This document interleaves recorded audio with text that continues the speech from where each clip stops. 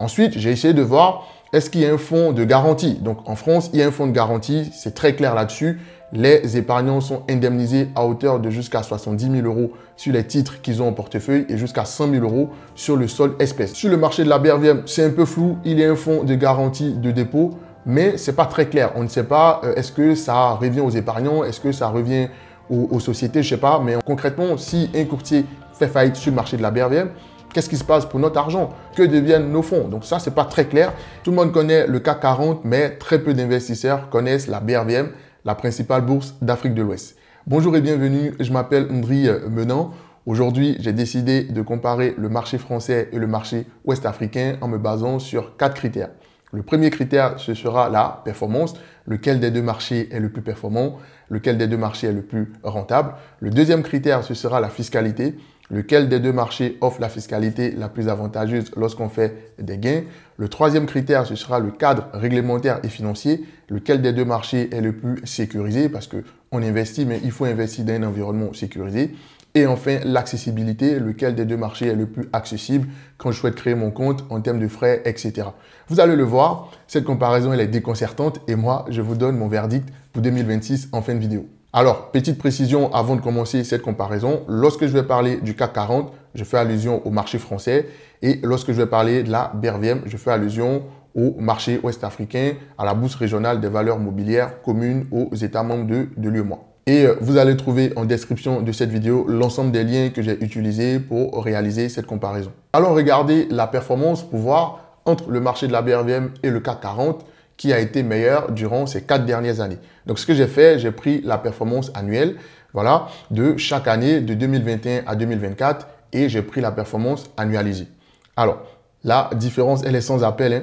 En 2024, le CAC 40 a réalisé une performance d'à peu près moins 2,15%, là où à la BRVM, la performance en 2024 était d'à peu près 28,86%. Donc, la BRVM a fait mieux que le CAC 40 sur l'année 2024. J'ai regardé aussi sur l'année 2023. Donc, sur l'année 2023, le CAC 40 a fait plus 16,52%, donc une belle performance. Du côté de la BRVM, en 2023, la performance était moindre. La BRVM a fait à peu près 5,38%, comme vous pouvez le voir ici. Je ne me suis pas arrêté là. Je suis allé chercher en 2022, qu'est-ce qui s'est passé? En 2022, le CAC 40 a réalisé une performance négative, donc à peu près moins 9,5%.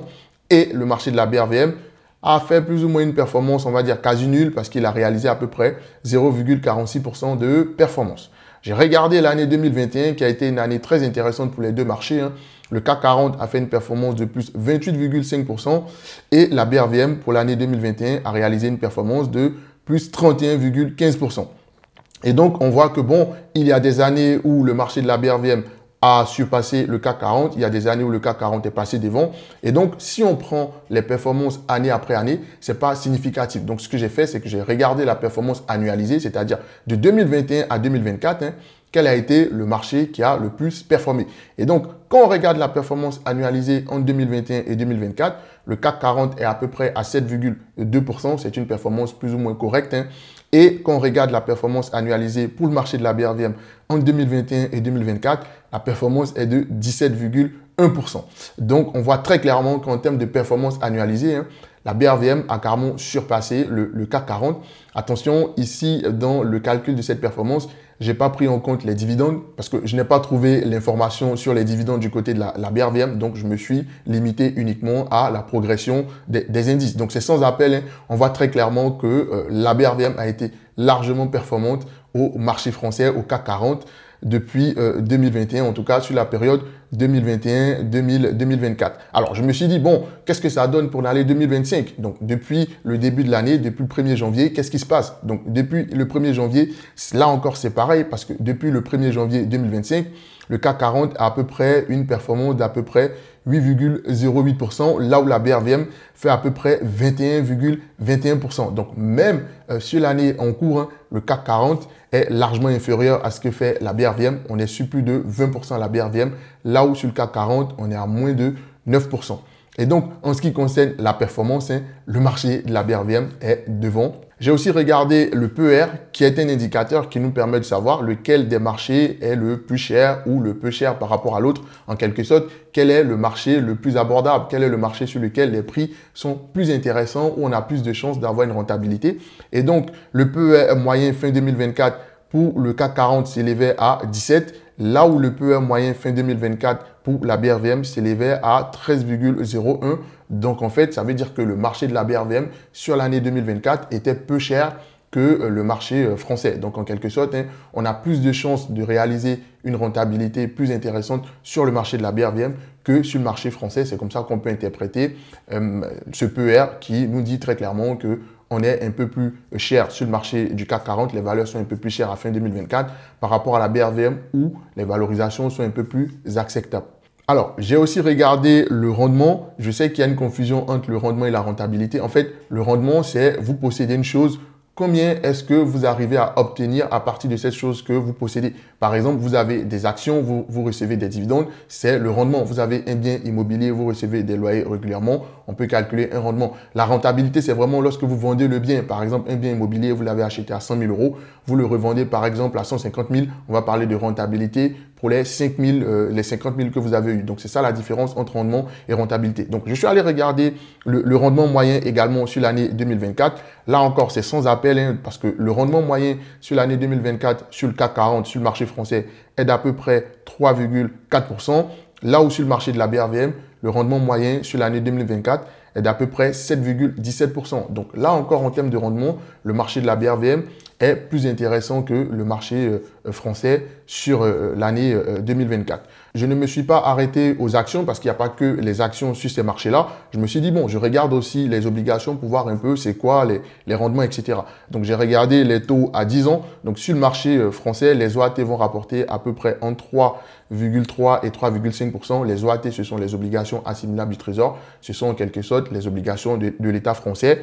Et puis, en zone UEMOA, les obligations à 10 ans vont rapporter à peu près entre 6 et 7%. Et donc, concernant la performance, la rentabilité et les rendements, j'ai attribué une note de 3 sur 5 au marché français.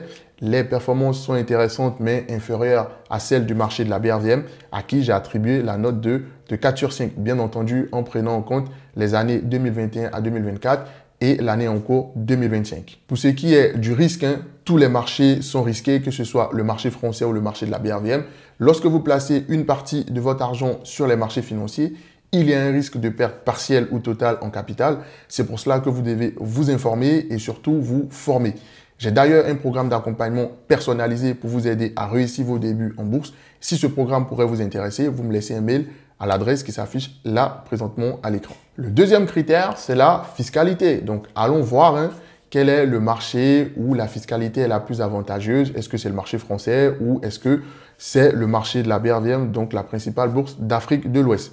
Alors, j'ai regardé dans un premier temps les dividendes. Bien entendu, on est sur un compte titre ici, un compte titre ordinaire.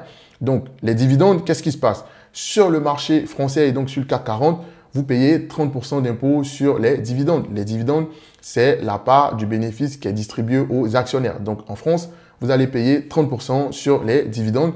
Là où sur le marché de la BRVM, vous allez payer entre 2 et 12% maximum. Donc, vous voyez l'écart qu'il y a entre la fiscalité sur les dividendes. J'ai regardé aussi les plus-values. La plus-value, c'est le gain que vous réalisez parce que vous avez vendu votre produit financier à un prix supérieur au prix d'achat. On peut réaliser une plus-value sur des actions ou même sur des obligations. Sur le marché français, vous êtes taxé à hauteur de 30%, c'est ce qu'on appelle le prélèvement forfaitaire unique sur vos plus-values. Là où à la BRVM, c'est déconcertant, vous êtes taxé entre 0 et 7%. Oui, vous avez bien entendu. On peut très bien être exonéré de l'impôt sur les plus-values sur le marché de la BRVM en fonction de la société, en fonction du courtier sur lequel vous allez ouvrir votre compte. Vous pouvez très bien être exonéré de l'impôt sur les plus-values si vous investissez sur le marché de la BRVM. J'ai ensuite regardé ce qui se passait pour les intérêts des obligations. Lorsque vous achetez des obligations, vous recevez des coupons. Sur le marché français, vous êtes taxé à hauteur de 30% sur les intérêts des obligations que vous allez recevoir. Sur le marché de la BRVM, là encore, en fonction du type d'obligation que vous détenez, en fonction de la durée pour laquelle vous détenez ces obligations-là, vous pouvez être totalement exonéré de l'impôt sur les coupons que vous allez recevoir. parce que très clairement, on est entre 0 et 6% maximum. Bien entendu, ces taux appliqués à la BRVM, c'est uniquement pour les résidents en zone UEMOA. Donc, si vous ne résidez pas en zone UEMOA, par exemple, si vous résidez en France, vous devez absolument déclarer les gains que vous allez avoir, que ce soit les dividendes, les plus-values, les intérêts de vos coupons. Vous allez devoir les déclarer lors de la déclaration annuelle d'impôt que vous allez faire. Après, petite précision, en France, sur le marché français, on peut ouvrir un PEA et à partir du PEA, on peut seulement payer 17,2% si on détient le PEA depuis au moins 5 ans. Attention, bien entendu, en France, ces taux vont peut-être changer. Voilà, là, il y a pas mal de lois qui sont en train d'être amendées. Donc, potentiellement, peut-être qu'on va passer à 30%, peut-être à 31,2%, je ne sais pas. Mais en tout cas, il faut savoir que les taux que vous voyez là sur la fiscalité appliquée aux gains en France, ils vont peut-être bouger, voilà, mais on voit très clairement qu'à la BRVM, la fiscalité est vraiment plus favorable que sur le marché français. Et donc, je sais qu'il y a pas mal de personnes qui en ont un peu marre de payer un peu trop d'impôts sur le marché français. Voilà, vous pouvez aller vous installer en zone UEMOA parce que là-bas, très clairement, vous allez payer moins d'impôts sur vos gains. Mais bon, de toutes les façons, on attend et puis on verra ce qui va se passer par rapport aux différentes lois fiscales qui sont en train d'être votées pour le projet de loi finance 2026. Et donc, pour ce qui est de la fiscalité, j'ai décidé d'attribuer une note de 2 sur 5 au marché français. La fiscalité, elle est assez lourde en France. Mais bon, qu'est-ce que vous voulez? On ne peut pas faire autrement. Et puis, le marché de la BRVM, j'ai attribué la note de 4 sur 5 parce que la fiscalité est vraiment assez avantageuse. Mais comme je l'ai dit, vous devez absolument déclarer les gains que vous allez encaisser sur le marché de la BRVM si vous résidez en France. C'est obligatoire. Si vous ne le faites pas, vous vous exposez à des poursuites, à des sanctions, à des amendes. Ça peut être des amendes pécuniaires ou même pénales.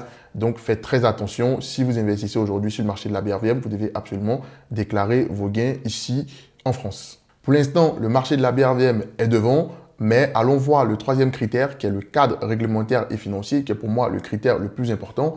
On investit, mais est-ce que l'environnement dans lequel on investit est sécurisé? Est-ce que lorsque j'investis, je peux facilement savoir où se trouvent mes fonds? Est-ce que je peux facilement retirer mes fonds? C'est le plus important parce qu'au final, si j'investis que je ne peux pas retirer ou je ne sais pas où va mon argent, ça n'a aucun sens. Donc, on va voir maintenant le troisième critère, le cadre réglementaire et financier. Mais avant de passer à cette partie-là, si vous me découvrez grâce à cette vidéo et que l'investissement en bourse, aussi bien en France qu'à la BRVM, vous intéresse, je vous invite à vous abonner et à activer la cloche des notifications pour ne pas manquer les vidéos que je partage tous les jeudis soirs sur cette chaîne. Grâce à ces vidéos, vous allez mieux comprendre les placements financiers aussi bien à la BRVM que sur le marché français et tous les petits tips que je partage pour booster vos gains. Et si vous ne l'avez pas encore fait, laissez un like pour soutenir la chaîne, pour aider la chaîne à grandir. Aussi, si vous souhaitez me rencontrer parce que vous avez des questions spécifiques ou vous êtes dans une situation particulière, vous pouvez prendre un rendez-vous avec moi en cliquant sur le premier lien dans la description de cette vidéo. Alors, le troisième critère, c'est le cadre réglementaire et financier. Alors, sur le marché français, nous avons un régulateur, donc c'est l'AMF. Également, sur le marché de la BRVM, il y a l'AMF UEMOA. Donc, on va dire que les deux marchés ont plus ou moins une autorité qui régule ce qui se passe. On ne peut pas faire n'importe quoi. Voilà, si vous faites n'importe quoi, vous êtes sanctionné. Donc, en fait, on a deux autorités qui régulent le marché. Donc, ça, c'est parfait. Au niveau de la garantie des fonds des clients, comment ça se passe? Est-ce que les fonds des clients sont séparés des fonds des acteurs? Vous savez très bien que dans la réglementation, les fonds des clients doivent être séparés des fonds des investisseurs, de sorte à ce que si un fonds ou si un courtier fait faillite, les investisseurs puissent récupérer leur argent. Donc, j'ai vérifié les informations. Sur le marché français, le régulateur, l'AMF, oblige tous les courtiers à ségréguer leurs fonds des avoirs des clients. Pareil, sur le marché de la BRVM également, le régulateur oblige toutes les sociétés de gestion et d'intermédiation, tous les fonds, à séparer leurs fonds des avoirs des clients. Donc là encore, c'est très très bien. Ensuite, j'ai essayé de voir, est-ce qu'il y a un fonds de garantie? Donc en France, il y a un fonds de garantie, c'est très clair là-dessus. Les épargnants sont indemnisés à hauteur de jusqu'à 70 000 € sur les titres qu'ils ont en portefeuille et jusqu'à 100 000 € sur le solde espèce. Donc, vous savez très bien que sur un compte titre, vous avez la partie des titres et vous avez le solde espèce.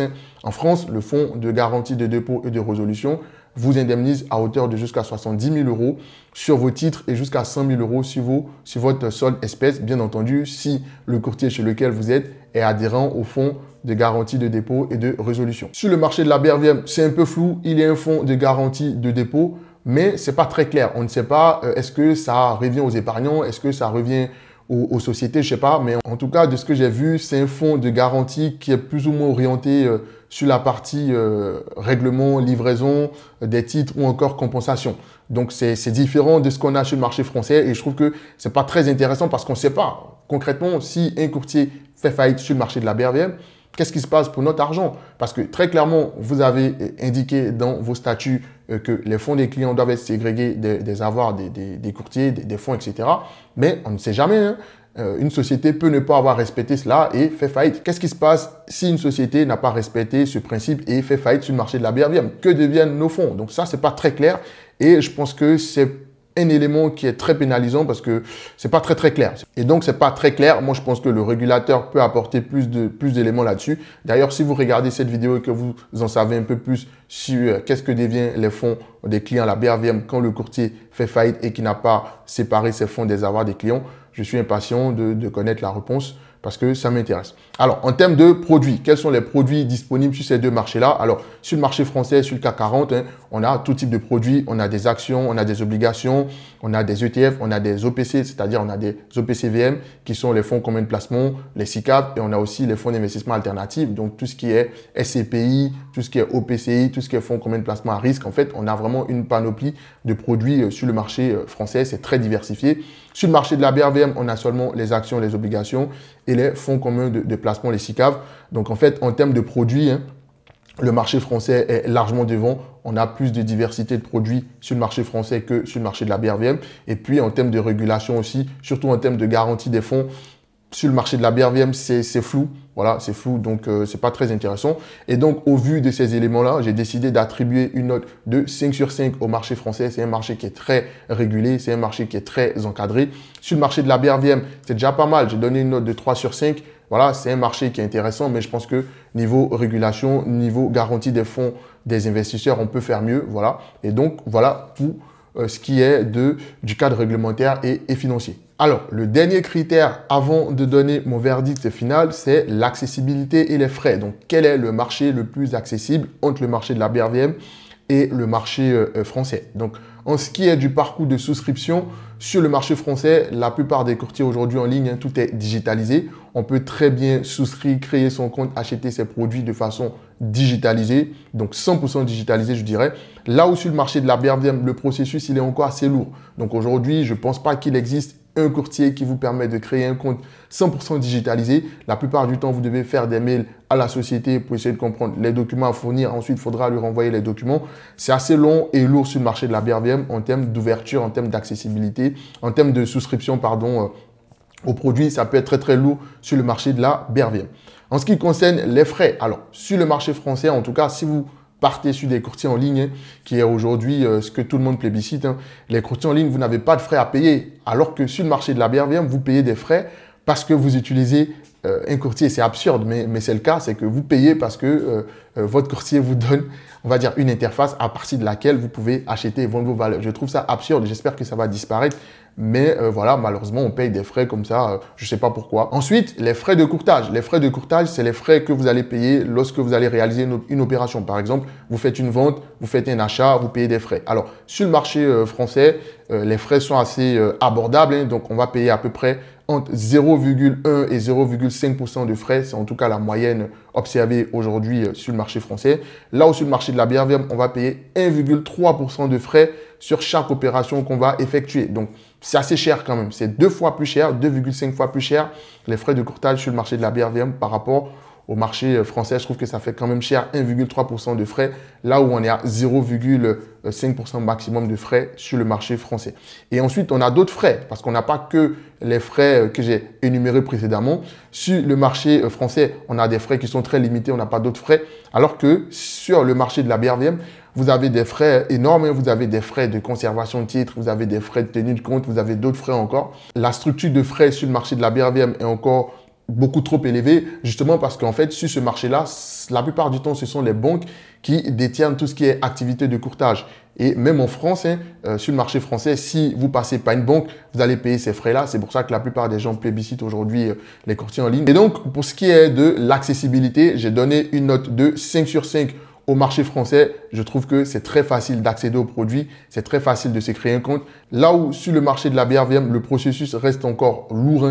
Voilà, faut faire des mails par-ci, par-là, faut relancer. Donc, j'ai donné une note de 2 sur 5 au marché de la BRVM en ce qui concerne l'accessibilité et les frais qui sont pratiqués. À l'issue de cette comparaison, mon verdict, il est clair. Le marché de la BRVM est un marché à surveiller pour l'année 2026. Il n'a pas encore la réputation ni la maturité du marché français, mais c'est un marché qui peut offrir de très belles opportunités.